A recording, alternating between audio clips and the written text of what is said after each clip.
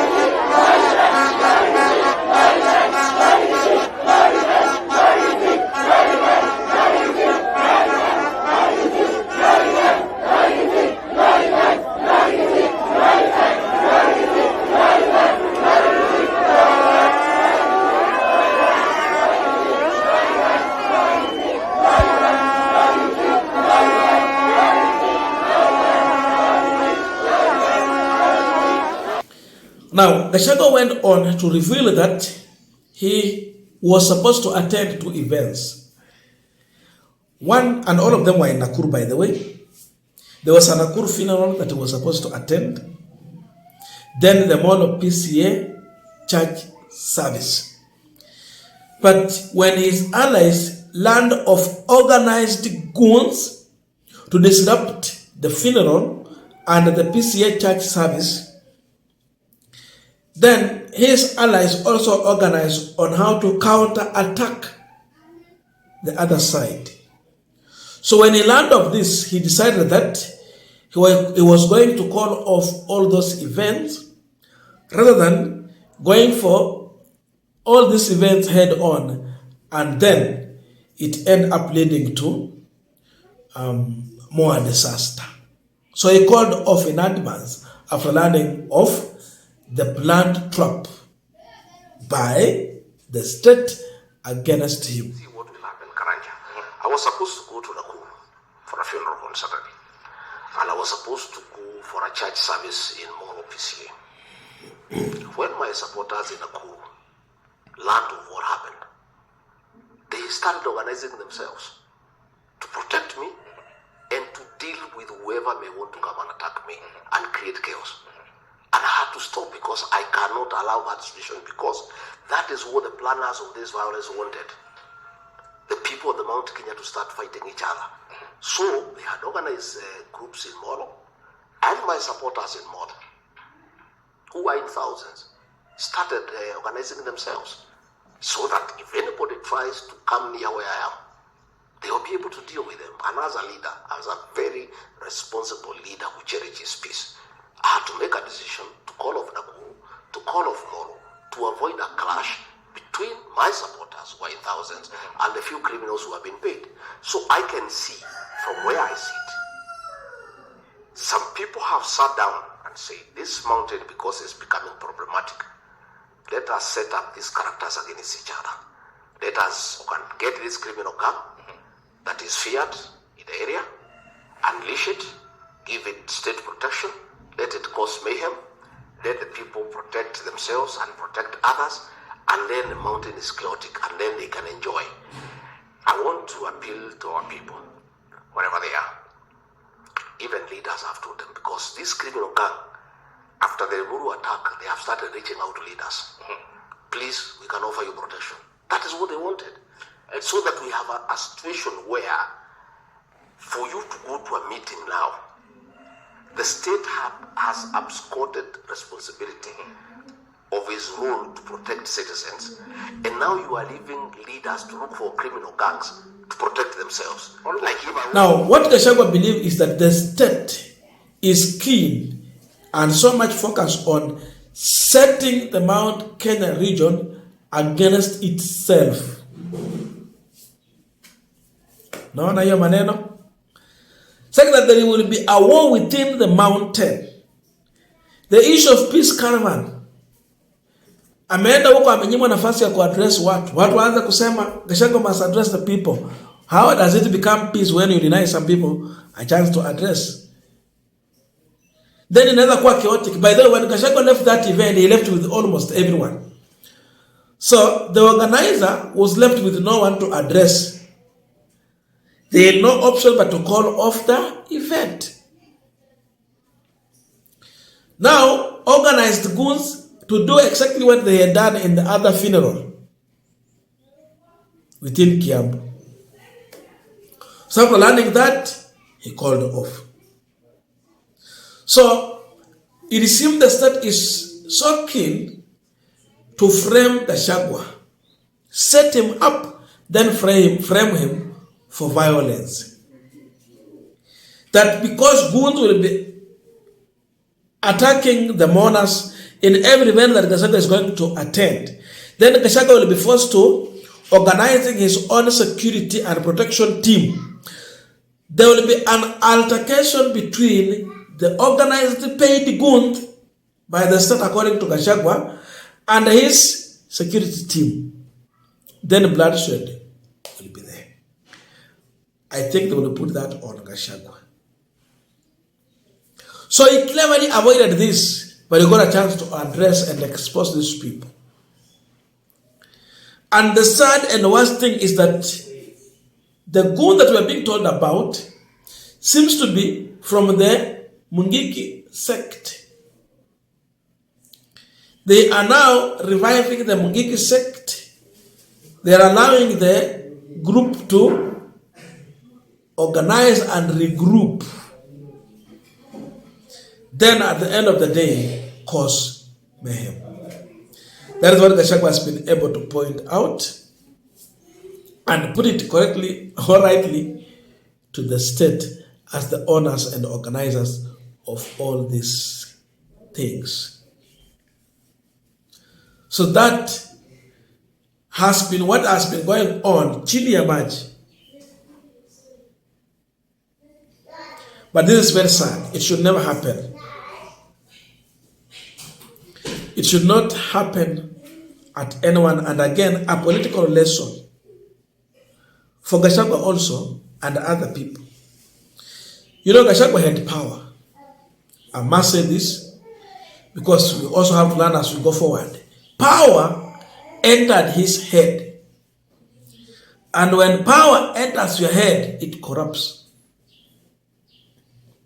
It corrupts completely. Remember how the Kenyatta family land, Northland, people just invaded the property. Police officers were withdrawn. They cut down the trees. They walked away with the goats and sheep.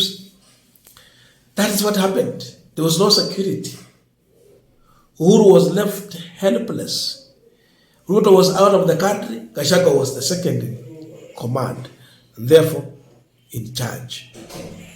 So it happened to Uhuru. Who are these individuals? Seemingly, the Mungiki sect might have been revived at that time. Today they are doing it against him. How I wish he also learned a lesson going forward. But that has been the situation, and more to come from Gachagua as he keep on exposing this regime. So the more you deal with Gachagua, the more you give him a chance to speak and expose the regime. He has more to tell the people. I don't know your views, but please remember to subscribe, like, share, and comment on our video. Thank you so much for those who have watched up to this far, and see you in our next video.